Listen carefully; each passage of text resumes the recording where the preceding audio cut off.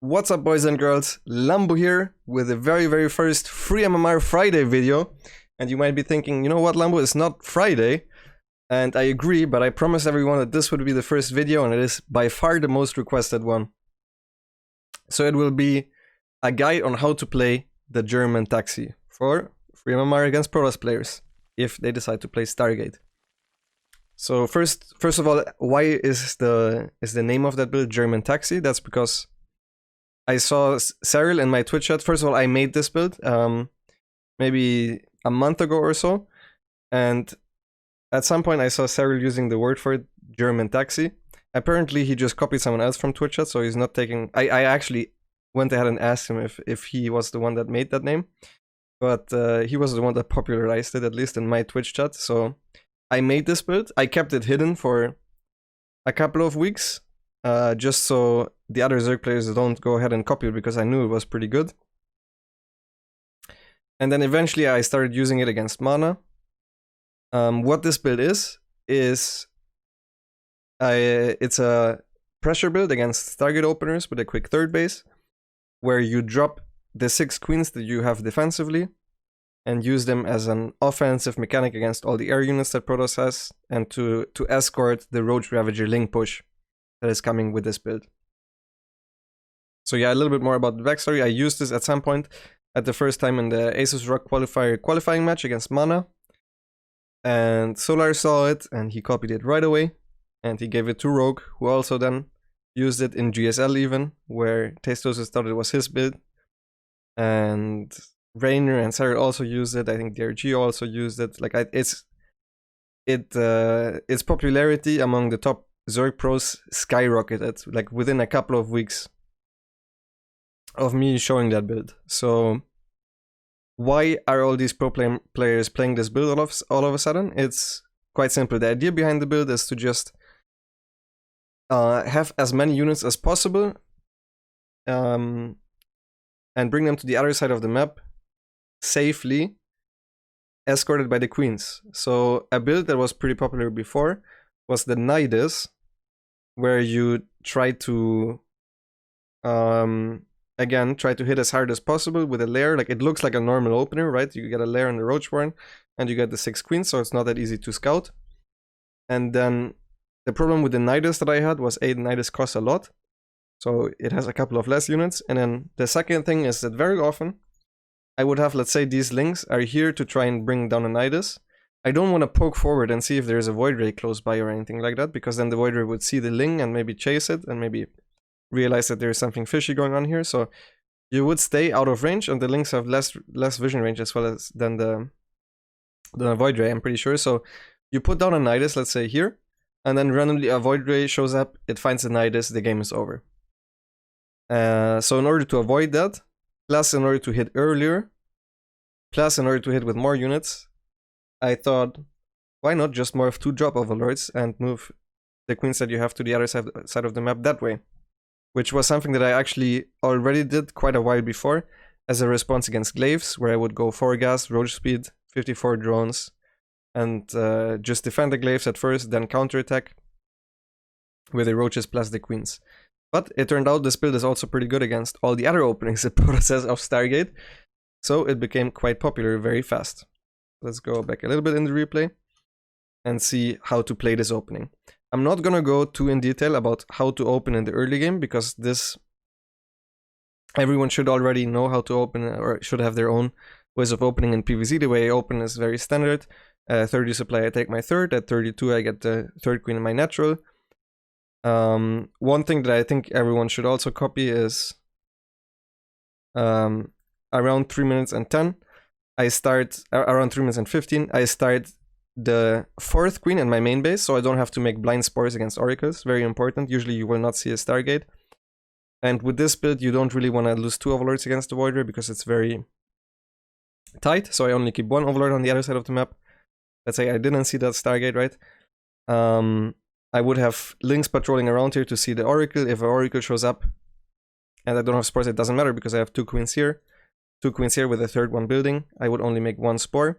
And to make this build as tight as possible, I also go for the what I like to call the Polish Gambit, which is something that Tefla introduced years ago. And now a laser also is using it a lot, where you try to skip spores to get out as many drones as possible. You guys don't fully need to copy this concept, but the way I do it is I only get one spore in the natural. This one will be very late in this game because it's Void Ray first, which is very common. Against Oracle first, I would already have this spore down, so I can move the 2 queens from the natural to the third. And then I rely on the 2 queens in my main base to hold the Oracle plus the queen from the natural that can also come into the main base. Plus, at the third base, I have 3 queens, so I don't need a spore here. So I will play around with 1 spore. That's just a little bit about the early game, but you guys can start with your own early game. As long as it's the way you should usually play macro, it will be fine. So you guys can also open with a Korean opener and whatnot. So the first timing about at this build is at 4 minutes and 10, you start your lair. This lair will only be necessary because it's required to morph your overlords into dropper lords or into taxis. Then the next timing will be at 4:20. We will start our double gas and the roach warren both at the same time, just to keep it easy. We bring these overlords back. Now around 4:30, if you want to be more exact, like 4:33, 4:34, you start your overlord speed. We already have these 6 queens. This is the next step. Then the next step of the build, before your lair is done, is you add a spore crawler in your main and your third. Since you guys like going by time, which I don't necessarily do, I do all of this more based off feeling, I will tell you guys 4:45, we start making spores. So far we have 4 minutes and 10 lair, 4:20 roach warren double gas. 4:45, we add the spore 2 and 3. And well, 4:30, I forgot to mention overlord speed, right? So this is what you have to notice so far. Then the next thing you should note is you get, this actually happens before, but yeah, you go up to 52 drones. You can always hover around the top right to check how many drones you have exactly. You go to 52 drones. I will make 2 more drones. This should be before your lair is done, around the time where you start overlord speed, where you are done with droning for quite a while, because this is where we start executing the build. So we're at 52 drones now. The next thing you do is you produce a round of zerglings. This is to scout and to keep your opponent's target units at home. They can put on some pressure if your opponent makes a mistake. He has a sloppy wall or something. You can surround the depths. Maybe if the adepts are not properly tucked in here, you can kill an adept. Sometimes you can kill a shield battery. Sometimes you can just waste oracle energy. All of this is very important and can help you win the game a little bit later on. So here come the spores again.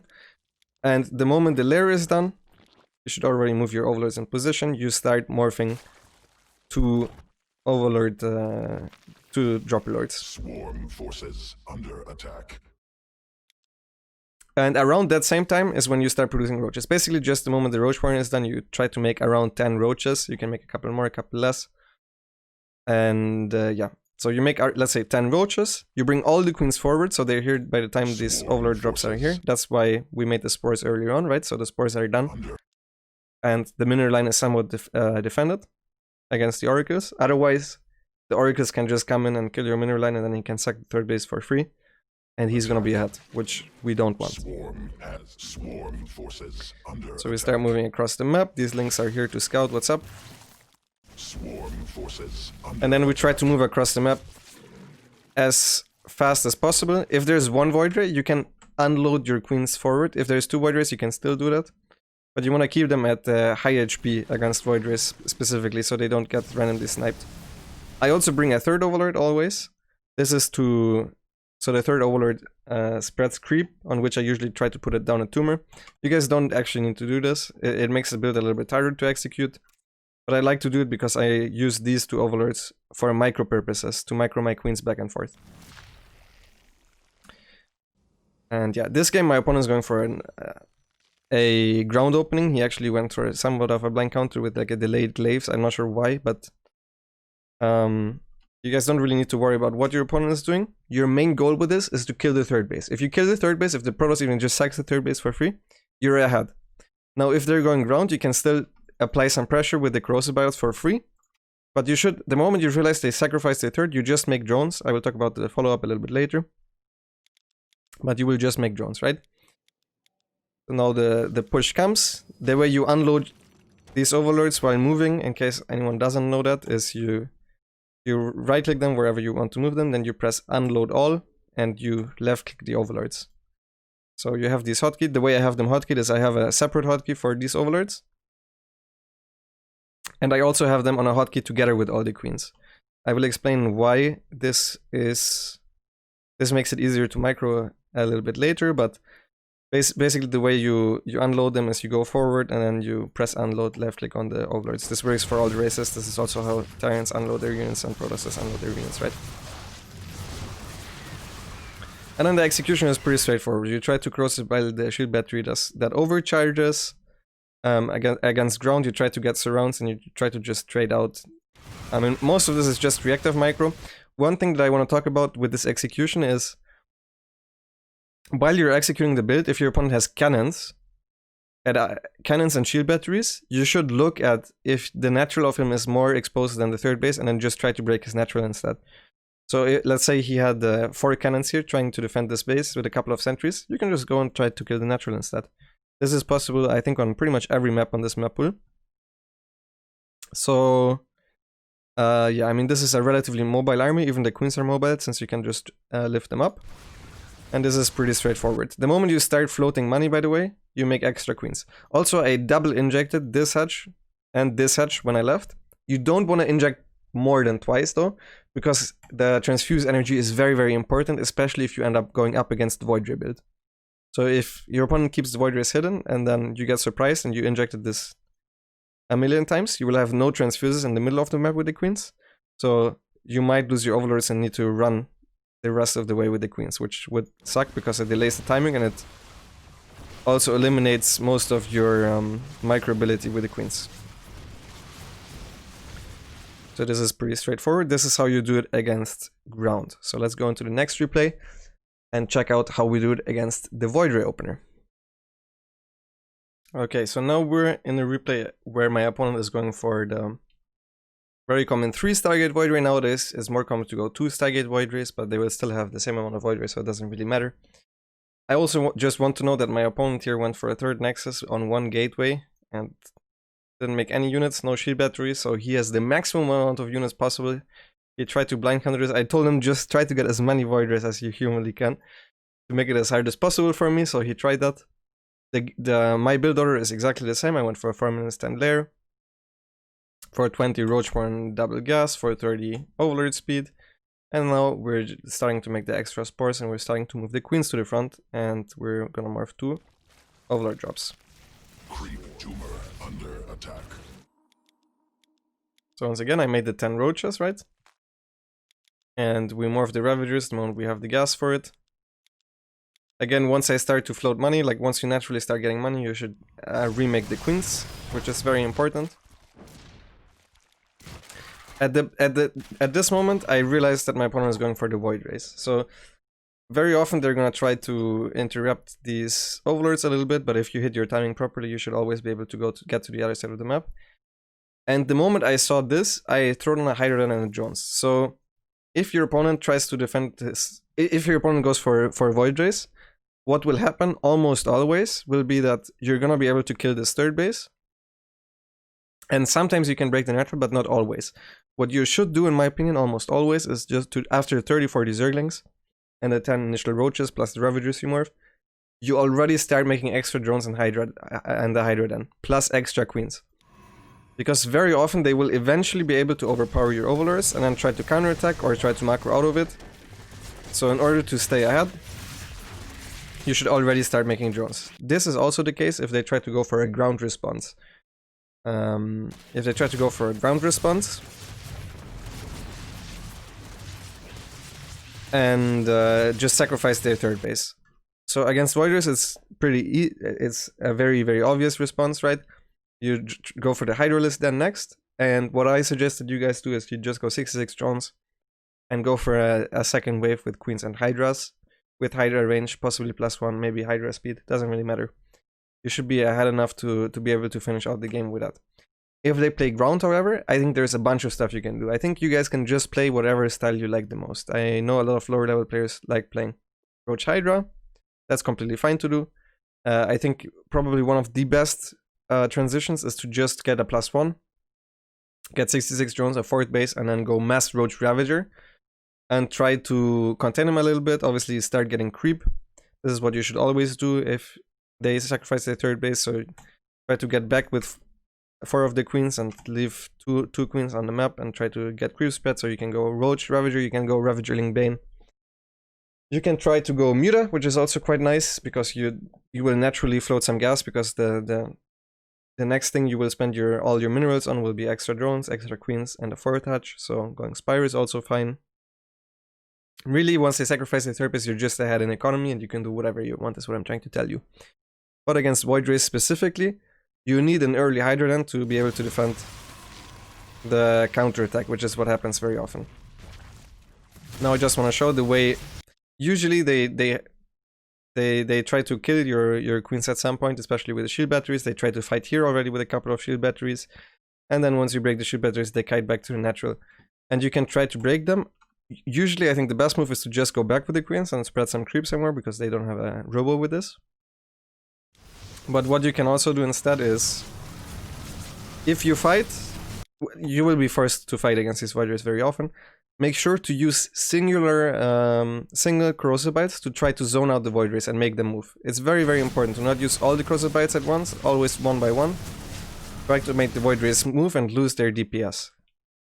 And at the same time, you can try to microback your queens and transfuse. Don't stack transfuse, try to transfuse one at a time.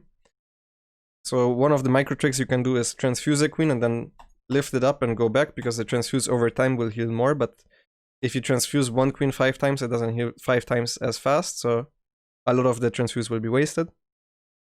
So you can also use the overlords to micro.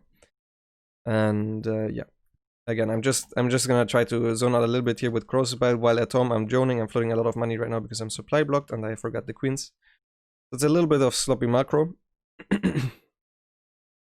But you can spend that money very, very fast. Once you take a base, take Evo Chambers, yeah, once my supply block is over, I basically can spend the money on extra queens as well, right? And then we will just see me finishing this game with a Hydra follow-up. So even though we went for the pressure early on, we still have a nice army at around 8 minutes, where we're almost maxed with Hydras, Ravagers, and I brought the extra queens that I had left over as well. You can do this follow-up against Void Rays. As long as they don't go Disruptors, it should always be good. If they have Disruptors, you need to watch out, maybe go Hive instead and play a little bit of a different game. But that's usually how the games will go against Void Rays. Very often, they will just try to fight against the queens straight up and lose the fight as well, so you're also just gonna get a bunch of straight up wins, but that's mostly how to execute this build and how it looks. Now in the next segment I'm going to talk a little bit about difficulty of microing and how to get the best and the most out of your queens and your overlords. So before I get to the micro part of the video, I want to talk about a couple of things that I wanted to talk about and I forgot to talk about because I don't really write a script, I just kind of go with it with these videos. So one of the things is in the Void Ray game, my opponent didn't actually try to focus fire down my overlords, but if they have Void Rays, at the moment they have 3 Void Rays, more than 2, and they get inside of your vision range, you should start retreating with the overlord while dropping your queens and move forward the rest of the way with the queens. This will delay the build a little bit, or the timing at which you hit, but it will make sure that all your overlords and all your queens survive. And I think it's important to note, because you might run the risk of the overlord dying before you even unload all the queens, and you will also not waste unnecessary transfuses on the overlords, which is nice. The second thing I wanted to talk about was Cyril recently played this build in a tournament, and he included an overlord job, which I think makes the build even stronger. So that's a fantastic addition to the build. It makes it a little bit harder to execute because you also need to do something else while you're might be looking at your overlords against the Void Rays, right? But it also makes it much more chaotic for the Protoss to defend, to set up their defenses properly. So just including that one little 8-link drop and dropping into your opponent's main before your actual push arrives makes it harder to play against as well. You guys don't need to include this. The build itself is strong enough, but it makes it this little bit more effective, right? Anyways, let's get on and go to the micro part of the video. Alright, so now I'm in the unit tester, this, the way you guys find this is you go to the arcade and you just type in unit tester and it will be the first thing that shows up. I think it's called Legacy of the Void Unit Tester Online or something. And I think this will be important for a bunch of Zergs that don't off-race ever, because Terrans and Protosses will already know this. But one thing that I just wanted to talk about a little bit here is if you want to optimize this build, there is a bunch of stuff that you need to know about the drop mechanics. So if you have a dropship and you load up your unit, the best way to do it usually is to have the unit click on the dropship. So there won't be any delay. The dropship will also start moving towards the unit, so that's nice, right? That's why I have all of this, as I said before, on the 6 hotkey, the queens and the overlords together, so I can do this. Because very often what happens is on the way to the Protoss base, they will try to do this, you will be forced to unload. You can do this, right? Usually they won't just attack it forever. And then you just load up. But what happens during the fights very often is that you want to micro back single units. And there will be a little bit of a delay if you try to right click the queen with the overlord. You will see it here. Look, it slows down first when it comes into range and then picks it up very slowly.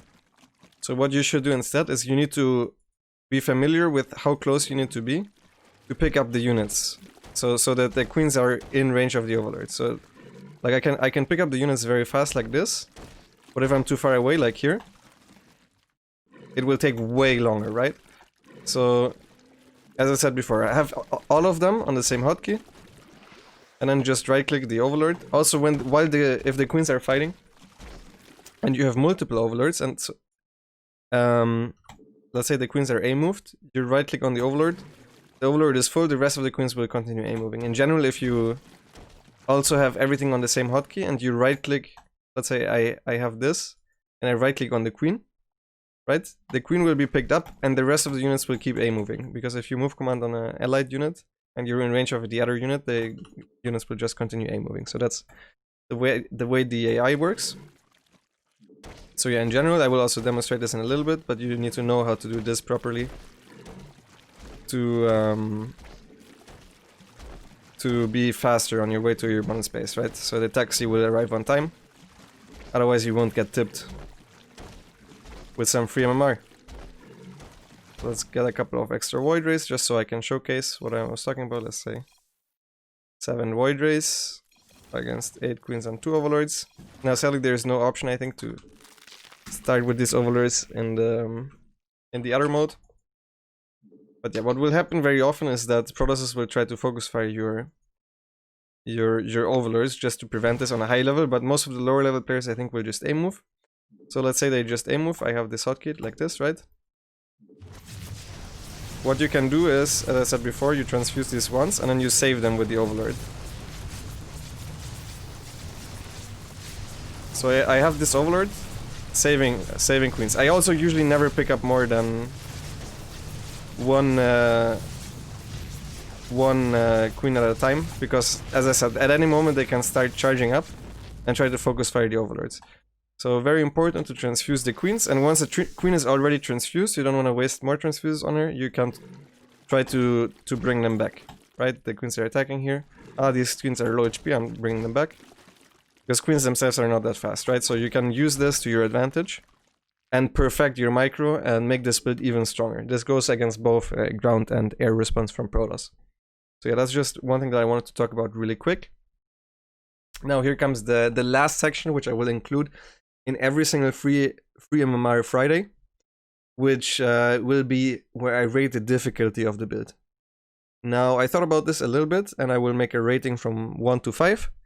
This one I will give a 4.5, which 5 being the hardest, 1 being the easiest. I think all-ins in general are relatively easy to play. It's mostly down to how late in the game you play them, which this you will need to properly know how to play the early game and how to defend the oracles, otherwise this build will be worse. Like if you lose against the adepts or something, against 2 adepts, a couple too many drones, the build will just be worse. Also, one thing that I am not 100% sure that I talked about earlier is if you take any damage in the early game, make sure to not just strictly follow the build order timings and rather delay the build a little bit, because it's important that you hit with the same strength a little bit later rather than have way too little units and attack at the same timing. So let's say your natural gets blocked and you're not quite comfortable with that, and you lose a couple of drones while they're transferring. Start the layer at 420. Start the layer at 430 even. You know, it doesn't really matter. Just delay everything to have it at the same economy. Because otherwise, all the stuff that you get earlier will cut into your drone production very, very hard. So yeah, having a good early game is very important. And as you can see, there's a lot of micro tricks that you can do with this. Process by positioning, especially against the voided response, very, very important. Dropper lord micro, very important. It's very hard to macro during all of this, so I will give this a 4.5. Honestly, I almost think this is a 5 from all-ins. Like, usually all-ins are pretty easy to execute, but I want to leave some space for a 5 if I ever will get there. I'm not sure right now what would be a 5, but this is definitely one of the harder Zerg all-ins to execute. But I think if you guys practice it a little bit, I think you guys can win a lot of MMR with it, especially against the Protosses that are a little bit too greedy with their Stargate openings. So I wish you guys the best of luck with this on the ladder, and I will see you guys for the next video soon. Bye bye.